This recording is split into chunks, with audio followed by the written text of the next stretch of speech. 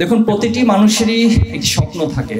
আপনি নিজের কনসাস মাইন্ডেও স্বপ্ন দেখেন, আবার সাবকনসাস বা আনকনসাস দিয়ে অনেক সময় অনেক কিছু স্বপ্ন দেখেন। স্বপ্নগুলো কি নিয়ে? যদি খুব সংক্ষিপ্ত পরিসরে বলি যে আমি সমাজে একটু সম্মানের একটা পজিশন চাই, যেটা আমার একাডেমিক জায়গা থেকে হোক, আমার প্রফেশনাল জায়গা থেকে হোক, এই বিষয়গুলো মানুষ স্বপ্ন দেখে। সমাজে অন্তত আমি সম্মানের সাথে বেঁচে থাকবো, আমার জীবিকা নির্বাহের যে উপাদানগুলো রয়েছে সেটা আমি ভালোভাবে অর্জন করব, এই বেসিক কিছু বিষয় মানুষ চায়। আবার ইন দ্য সেম ওয়েতে বাবা মায়ের স্বপ্ন, যেটা আমি শুরুতে বলেছিলাম, যে মানুষের মতো মানুষ হওয়া, এবং প্রত্যেকটা সন্তান যেন তার বাবা মায়ের মুখ উজ্জ্বল করতে পারে, বাবা মাকে সম্মানিত করতে পারে, সন্তানের কাছে সেই স্বপ্নগুলো পিতামাতা দেখেন। এখন প্রসঙ্গ হচ্ছে যে আমরা প্রাইভেট বিশ্ববিদ্যালয়ে ভর্তি হয়েছি, প্রাইভেট বিশ্ববিদ্যালয়ে ভর্তি এক একজন একটা সাবজেক্ট এখানে পড়ছেন। এই পড়ার মধ্য দিয়ে আমাদের যেটা আপনাদের প্রতি অনুরোধ থাকবে, আপনারা সেই সাবজেক্টের সবচেয়ে সেরা ব্যক্তিত্ব হবেন, সবচেয়ে এক্সপার্ট হবেন। সবচেয়ে এক্সপার্ট হয়ে আপনি যখন নিজেকে প্রতিষ্ঠিত করতে পারবেন, তখন সমাজের যে চাহিদাগুলো বা আপনার যে স্বপ্নগুলো, যে প্রত্যাশাগুলো, এগুলো বাস্তবায়ন করা আপনার জন্য অনেক বেশি সহজ হয়ে যাবে। একটি প্রশ্ন আমি প্রশ্নোত্তর পর্বে বলেছি যে বিশ্ববিদ্যালয় আসলে কেন? বিশ্ববিদ্যালয় হচ্ছে এখানে আপনি চিন্তাশীল মানুষ তৈরি করবেন। বিশ্ববিদ্যালয় মানে হচ্ছে সেখান থেকে ইনোভেটিভ আইডিয়াগুলো জেনারেট হতে থাকবে সমাজের জন্য, রাষ্ট্রের জন্য। এবং আমাদের চতুর্পাশে যত সমস্যাগুলো আছে, সেই সমস্যাগুলো শুধু সমস্যা হিসেবে বয়ানের মধ্যে থাকবে না, সেটা সমাধান করবে আপনি একটা দিক নির্দেশনা সেখান থেকে দিবেন। এজন্যই মূলত বিশ্ববিদ্যালয়। কিন্তু বাস্তবতা হচ্ছে আমরা আমাদের টোটাল এডুকেশন সিস্টেমের কারণে সেই বিষয়গুলো খুব ভালোভাবে, খুবই ব্রড লেভেল থেকে করতে পারছি না, সেটা খুবই লিমিটেড ওয়েতে আমাদের জন্য হয়। জ্ঞানের জায়গা যদি আমরা বলি, জ্ঞানকে যদি আপনি প্রশ্ন করেন জ্ঞান আসলে কি, নলেজ কি?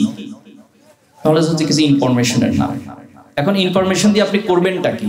ইনফরমেশনকে আপনি অ্যানালাইসিস করবেন, অ্যানালাইসিস করে আপনার ভিতরে একটা আন্ডারস্ট্যান্ডিং তৈরি হবে, একটা বুঝ তৈরি হবে, একটা বোধ তৈরি হবে, এবং এই বোধের মধ্য দিয়ে আপনি সমাজের ভালো এবং মন্দকে পার্থক্য করতে পারবেন। তাহলে এই নলেজ, এই উচ্চশিক্ষা যাই বলি না কেন, দিন শেষে আমার কাছে একটা বিষয় আসছে, সেটা হলো আমার একটা বিবেকবোধ তৈরি হবে, আমি ভালো মন্দের পার্থক্য করতে পারবো, ঠিক ক্যাপাসিটি আপনি অর্জন করবেন। আপনি এই বিশ্ববিদ্যালয়ে এসেছেন, আপনি চাইলে এখানে পড়াশোনা করে সবচেয়ে ভালো রেজাল্টও করতে পারেন, আবার চাইলে আপনি বিভিন্ন জায়গায় আড্ডা দিয়ে আপনার সময়গুলোকে নষ্ট করে ফেলতে পারেন। সবই আপনার জন্য এখানে সুযোগ আছে। আপনি চাইলে এখান থেকে সবচেয়ে ভালো মানুষ হিসেবে বের হইতে পারেন, আবার সবচেয়ে খারাপ মানুষ হিসেবে বের হইতে পারেন। আপনি চাইলে ভালো বন্ধু বাছাই করে তাদের সাথেও চলাফেরা করতে পারেন, আবার চাইলে খারাপ কিছু বন্ধু বাছাই করে তাদের সাথে চলাফেরা করেও নিজেকে নষ্ট করে দিতে পারেন। আপনি চাইলে এখানে প্রতিদিন নামাজও পড়তে পারেন, এরপর হচ্ছে আল্লাহর বিধানগুলোকে পালনও করতে পারেন, আবার আপনি যদি চান তাহলে আপনি হচ্ছে নাটক, সিনেমা, বিভিন্ন অনৈতিকতার সাথে লিপ্ত হয়ে আপনি নিজেকে ধ্বংস করে দিতে পারেন। তার মানে হচ্ছে বিশ্ববিদ্যালয় একটি স্বাধীন পরিবেশ, এখানে আপনি আপনার মতো করে যেভাবে চাইবেন ঠিক সেভাবে করে নিজেকে গড়ে তোলার একটা সুযোগ রয়েছে। আমরা যখন প্রথম বিশ্ববিদ্যালয়ে এসেছিলাম, তখন আমাদের বাবা মারা গ্রাম থেকে আমাদের জন্য দোয়া করে পাঠিয়ে দিয়েছেন। তো পাঠানোর পরে এখানে যখন এসেছিলাম, ছাত্র শিবির আমাদেরকে যে পরিবেশ দিয়েছিল, সেই পরিবেশের মধ্য দিয়ে আমাদের কাছে মনে হচ্ছে বা ফিল হচ্ছে এখনো পর্যন্ত যে আমাদের বাবা মা আমাদের প্রত্যেকের আত্মীয় স্বজনের যে স্বপ্নগুলো ছিল, সেই স্বপ্নের দিকে ধাবিত হওয়ার জন্য যা যা পরিবেশ, আলহামদুলিল্লাহ আমরা সেটা পেয়েছিলাম। আজকের আয়োজনের মধ্য দিয়ে মূলত আপনাদেরকে ছাত্র শিবিরের পক্ষ থেকে এই গাইডলাইন, পাশাপাশি সেই পরিবেশের সাথে যাতে আপনারা অন্তর্ভুক্ত থাকেন, সেই পরিবেশের উপর যেন আপনারা টিকে থাকেন, এই বিষয়গুলো আপনাদেরকে বিশেষ মেসেজ দেওয়া হচ্ছে। মানুষের টেস্ট এবং চয়েস দুইটা বিষয় রয়েছে। এখন আপনার সেই টেস্টের পরিমাণ, আপনি কেমন জিনিস টেস্ট হিসেবে নিতে চান, সেটার উপর ডিপেন্ড করবে আপনার চয়েসটা কেমন হবে। আমরা আশা করব, প্রত্যাশা রাখবো আপনাদের কাছে যে আপনারা সমাজের সবচেয়ে ভালো উপাদানগুলোকে নিজেদের টেস্ট হিসেবে এবং চয়েস হিসেবে গ্রহণ করবেন। পারা যাবে না ইনশাল্লাহ? ইনশাল্লাহ। জুলাইতে প্রাইভেট বিশ্ববিদ্যালয়ের একটি বড় ভূমিকা ছিল, অনেক বড় অবদান ছিল। যখন পাবলিক বিশ্ববিদ্যালয় বন্ধ হয়ে গেছিল, আবু সাইদ সহ একদিনে 6 জন শাহাদাত বরণ করেছিল, তখন আমরা অনেকটা হতাশা কাজ করা শুরু করেছে আমাদের মাঝে, যে পাবলিক বিশ্ববিদ্যালয় যদি বন্ধ হয়ে যায়, সবাই যদি বাড়িতে চলে যায়, সবাইকে অনেকটা জোর করে বিশ্ববিদ্যালয় প্রশাসন হলগুলো ছেড়ে দিতে বাধ্য করেছিল। কিন্তু আমরা দেখেছি সেই সময়ে প্রাইভেট বিশ্ববিদ্যালয়ের ভাই এবং বোনেরা আবাবিল পাখির মতো এসে সবাই একসাথে হয়ে গেল, এবং সবাই এই আন্দোলনকে দাবানলের মতো চারিদিকে ছড়িয়ে দিল। এজন্য আমরা প্রাইভেট বিশ্ববিদ্যালয় ভাইদের জন্য দোয়া করছি, এবং যারা শহীদ হয়েছে, বিশেষ করে মুগ্ধ, ইয়ামিন, শাকিল পারভেজ, শাহনাজ, অনেক ভাইরা শহীদ হয়েছেন, আমরা তাদের জন্য দোয়া করছি। এবং প্রাইভেট বিশ্ববিদ্যালয়ের এই ভূমিকাটা শুধুমাত্র জুলাইয়ের মধ্যে শেষ হয়ে যাবে না, আগামী বাংলাদেশ বিনির্মাণের জন্য আপনারা আপনাদের এই ভূমিকাকে, সাহসিকতাকে, আপনাদের মেধাকে কাজে লাগাবেন, সে প্রত্যাশা আমরা করছি। পাশাপাশি জুলাই নিয়ে আমাদের ভিতরে কিছু ক্রেডিট অথবা ক্রেডিটের রাজনীতি আমরা দেখেছি। কেউ কাউকে অবদানকে স্বীকার করতে চায় না। ছাত্র শিবির শুরু থেকে বলে আসছে, আমরা এখনো বলছি যে আন্দোলনটা কোনো একক ব্যক্তির মাস্টার মাইন্ড অথবা একক ব্যক্তির পরিচালনায় হয়নি। এখানে সবাই নেতা ছিল, সবাই কর্মী ছিল, সবাই শহীদ হওয়ার তামান্না নিয়ে সেখানে গিয়েছিল। এই জন্য এই আন্দোলনকে আমরা সবার হিসেবে স্বীকৃতি দিতে চাই, এবং প্রাইভেট বিশ্ববিদ্যালয়ের অবদানকে স্বীকৃতি দিয়ে আগামী দিনে জুলাই এবং স্পিরিটকে ধারণ করে প্রাইভেট বিশ্ববিদ্যালয়ের ভাইয়েরা এবং বোনেরা তাদের জায়গায় অবদান রাখবেন ইনশাআল্লাহ। এরপরে যে পয়েন্টটা বলতে চাই, আমাদের এই বাংলাদেশ অপার সম্ভাবনার বাংলাদেশ। এখানে কোনো কিছুর অভাব নেই। এখানে অভাব হচ্ছে নৈতিকতার অভাব, এখানে অভাব হচ্ছে ভালো নেতৃত্বের অভাব। আজকে দেখেন আমাদের যে পরিমাণ হিউম্যান রিসোর্স রয়েছে, এটা একটা দেশকে উন্নত করার জন্য অনেক অনেক বড় ভূমিকা পালন করতে পারে, কিন্তু সেই হিউম্যান রিসোর্সকে আমরা যথাযথভাবে কাজে লাগাতে পারছি না। আমাদের কত চমৎকার বিশ্বের সবচেয়ে বড় ম্যানগ্রোভ ফরেস্ট আমাদের আয়ত্তে রয়েছে, সবচেয়ে বড় সি বিচ আমাদের আয়ত্তে রয়েছে, আমাদের ব্লু ইকোনমি জোন রয়েছে, এখানে হিউজ পরিমাণ মাছের প্রজাতি রয়েছে। একটা গবেষণা উঠে এসেছে যে প্রায় 800 মিলিয়ন মেট্রিক টন মাছ এখান থেকে উৎপাদন করা সম্ভব, যার মূল্য দাঁড়ায় হচ্ছে 3,00,000 কোটি টাকা। প্রশ্ন হচ্ছে এই বিষয়গুলো নিয়ে কে ভাববে? কারা এই ব্লু ইকোনমিকে কাজে লাগানোর জন্য এই স্বপ্নগুলো দেখবে? এগুলো বাস্তবায়নটা কারা করবে? এটা একটা বড় প্রশ্ন। আমাদের মৌলভীবাজারে আপনারা অনেক আগে শুনেছেন কিনা জানি না, শুনে থাকবেন যে সেখানে ইউরেনিয়ামের একটা খোঁজ পাওয়া গিয়েছে। ইউরেনিয়াম আছে, এটা দিয়ে মানে অনেক বড় কিছু করা সম্ভব পারমাণবিক জায়গা থেকে।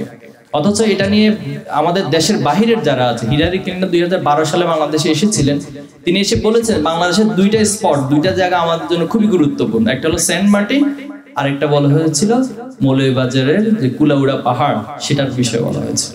তা আমাদের দেশের বাহিরের লোকজন আমাদের দেশের ছোট্ট ছোট্ট জায়গাগুলোর দিকে নজর আছে, এখানকার যে একটা রিসোর্স রয়েছে সেটার দিকে নজর আছে, কিন্তু আমাদের রাজনীতিবিদদের কোনো নজর নয়। আমাদের রাজনীতিবিদরা এটা নিয়ে কখনো ভাবে না। আমি মাঝখানে মালয়েশিয়া গিয়েছিলাম, একটা খালের মধ্যে আমাদেরকে নৌকার ভ্রমণের জন্য নামাইছেন। তো দেখলাম যে এটা খুব চমৎকার, ভালো। আমি তখন বসে বসে কল্পনা করতেছি আমাদের বাংলাদেশের প্রত্যেকটা গ্রামে গ্রামে অথবা প্রত্যেকটা ইউনিয়নে এভাবে খাল রয়েছে, আর নদী তো পুরো বাংলাদেশে এমন ভাবে বিস্তৃত রয়েছে। আমরা যদি এই নদীগুলোকে, এই খালগুলোকে যথাযথ কাজে লাগাতে পারি, তার বাংলাদেশ বিশ্বের সেরা একটা পর্যটন কেন্দ্রে পরিণত হতে পারে। আমাদের দেশে বুড়িগঙ্গা আছে, ইন দ্য সেম ওয়েতে আপনি ইউকে, লন্ডনের দিকে তাকান, তারা তাদের সেই নদীগুলোকে কি চমৎকার ভাবে ডিজাইন করেছে। আমাদের নদী তো নদী, বাট তাদের প্ল্যানার রয়েছে, তাদের স্বপ্ন দেখার মানুষ রয়েছে। আমাদের এখানে স্বপ্ন দেখার মানুষ নাই। আমাদের এখানে রাজনীতিবিদরা হচ্ছে কাদা ছোড়াছড়ি করবে সারাদিন, আর হচ্ছে আরেকজনকে গালি দিয়ে কিভাবে বক্তব্য দিবে এসব নিয়ে চিন্তা করে। আপনি কোন রাজনীতিবিদদের বক্তব্যের মধ্যে এই সম্ভাবনাগুলোকে কোনোদিন খুঁজে পাবেন না। এত এত সম্ভাবনা আমাদের দেশে রয়েছে, এজন্য কারা করবে এটা? আপনাদেরকে করতে হবে। আপনাদের কাছে করার জন্য আমাদের আয়োজন, আমরা আপনাদের কাছে তুলে ধরছি যে বাংলাদেশের এই রাজনীতি সবকিছুকে পরিবর্তন করে এই সম্ভাবনাগুলোকে আমাদেরকে কাজে লাগাতে হবে। আমার সর্বশেষ পয়েন্ট, আল্লাহ তাআলা আমাদেরকে দুনিয়াতে পাঠিয়েছেন, আমরা কি দুনিয়াতে আজীবন থেকে যাব? কতদিন থাকবো সেটাও কেউ জানি না, কতদিন থাকবো, কিন্তু যেতে যে হবে এটা সবাই নিশ্চিত জানি, বাট টাইম, ডেট এটা কেউ জানি না। তাহলে একটা নিশ্চিত গন্তব্যের দিকে আপনাকে আমাকে যেতে হবে। কুল্লু নাফসিন যায়কাতুল মাউত, প্রত্যেক মানুষকে মৃত্যুর স্বাদ গ্রহণ করতে হবে। দেখুন পৃথিবীতে অনেকে অনেক বড়ত্ব প্রকাশ করেছে, অনেক ক্ষমতা দেখিয়েছে। ফিরাউন ক্ষমতা দেখিয়েছে, নমরুদ ক্ষমতা দেখিয়েছে, হামান কারুনরা ক্ষমতা দেখিয়েছে, আদ জাতি সামুদ জাতি তারা ক্ষমতা দেখিয়েছে। আমাদের বাংলাদেশে একজন অনেক ক্ষমতা দেখিয়েছে। কিন্তু দেখুন একটা কথা, এত ক্ষমতা, এত বড়ত্বের পরেও পৃথিবীতে এখনো কোনো মানুষ দাঁড়িয়ে কথাটা বলতে পারেনি যে আমি মৃত্যুবরণ করব না। বলতে পারছে কেউ? এটা পারবে কেউ? সুযোগ। তাহলে সে মৃত্যু আল্লাহ কেন সৃষ্টি করেছেন? আল্লাহ তাআলা যেটা বলছেন যে আল্লাযী খালাকাল মাউতা ওয়াল হায়াতা লিয়াবলুয়াকুম আইয়ুকুম আহসানু আমালা। আল্লাহ তাআলা এই জীবন এবং মৃত্যু সৃষ্টি করেছেন যে আল্লাহর আমলের ক্ষেত্রে, নেক আমলের ক্ষেত্রে সবচেয়ে বেশি কে অগ্রগামী সেটা পরীক্ষা করতে চান। এখন আমাদের আমলগুলো আমরা কি করছি? প্রতিদিন 24 আওয়ার্স যা করি সবকিছু আমাদের আমল। এবং কোরআনে আল্লাহ তাআলা বলেন কিরামান কাতিবিনা ইয়ালামুনা মা তাফআলুন, তোমরা যাই করো আমার কিরামান কাতিবিন সম্মানিত লেখক সেটা লিপিবদ্ধ করছেন, এবং কাল কিয়ামতের মাঠে আমাকে এই লিপিবদ্ধ কিতাব পাঠ করতে দেওয়া হবে। আজকে আমরা এখানে যারা মুসলিম আছেন, আপনাদের তো অনুরোধ থাকবে, আল্লাহ তাআলা আমাদেরকে যে জন্য পাঠিয়েছেন আল্লাহর গোলামি করতে, এই গোলামির পথ থেকে যেন আমরা দূরে সরে না যাই। এখন গোলামি কতটুকু করবে? কিছু মানলাম কিছু মানলাম, আমি নামাজও পড়লাম, আবার নামাজ থেকে বের হয়ে অনৈতিকতার সাথে জড়িত হয়ে গেলাম, মিথ্যা কথা বললাম, গীবত করলাম। আমি নামাজও পড়লাম, আমি আমার যখন জবে যাব, আমার যখন কর্মক্ষেত্রে যাব, সেখানে দুর্নীতি করে একটা রাষ্ট্রকে একটা সমাজকেও নষ্ট করে দিলাম, সবই করতেছি। কিন্তু এজন্য আল্লাহ বলছে আফাতুমিনুনা বিবাদিল কিতাব ওয়া তাকফুরুনা বিবাদ, কি হলো কিছু মানো আর কিছু মানো না। এজন্য ইসলামের নীতিমালা হতো উদখুলু ফিস সিলমি কাফা, আমরা আপনাকে সে আহ্বান জানাবো যে আহ্বান আল্লাহ তাআলা জানিয়েছেন। এখন আপনি যদি আল্লাহর গোলামি না করে, আল্লাহর কি কোনো ক্ষতি হয়ে যাবে? বলতে পারেন যে ভাই আল্লাহর তো ক্ষতি হয়ে যাবে, আমি গোলাম না, বরং আমি যদি আল্লাহর গোলামি না করি, আমি যদি নেক আমল না করি, ক্ষতিটা আমার হয়। সূরা আর রহমানের মধ্যে আল্লাহ তাআলা বলছেন ইয়া মা'শারাল জিন্নি ওয়াল ইনস ইন ইসতাতা'তুম আন তানফুযু মিন আখতারিস সামাওয়াতি ওয়াল আরদ ফানফুযু লা তানফুযুনা ইল্লা বিসুলতান, যে এবং মানুষ এবং জিন তোমাকে আমি সৃষ্টি করেছি আমার গোলামি করার জন্য, নেক আমল করার জন্য, ভালো কাজ করার জন্য। এখন তোমার যদি আমার এই ভালো কাজ ভালো না লাগে, আমার এই কথাগুলো ভালো না লাগে, ফানফুযু, তুমি বের হয়ে যাও। কোথায় বের হবা? লা তানফুযুনা ইল্লা বিসুলতান। আপনি পৃথিবীর যেখানেই যাবেন, আল্লাহর রাজত্বের বাইরে যাওয়ার সুযোগ আছে আপনার? কোনো সুযোগ নেই। এজন্য আমাদের করণীয় হচ্ছে আল্লাহর এই গোলামির মধ্য দিয়ে আমরা আমাদের নিজের জীবনকে গড়ে তুলবো।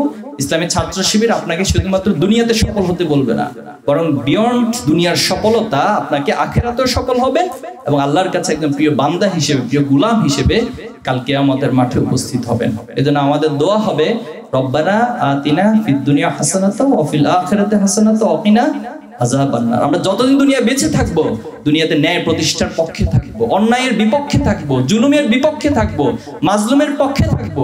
এই সমাজে সত্যিকার অর্থে ইনসাফ প্রতিষ্ঠার জন্য আমরা কাজ করে যাব, এবং এই জন্য আমাদের যত যোগ্যতা দরকার, যত দক্ষতা দরকার, শুধুমাত্র এই জমিনে ন্যায় প্রতিষ্ঠার জন্য আমরা সেই যোগ্যতা দক্ষতার মধ্য দিয়ে নিজেকে সমাজের ফ্যাক্টর হিসেবে গড়ে তুলবো। পারবো না ইনশাআল্লাহ? আল্লাহ আমাদের সবাইকে তৌফিক দান করুক। আপনাদেরকে অনেক ধন্যবাদ। আসসালামু আলাইকুম ওয়া রাহমাতুল্লাহ।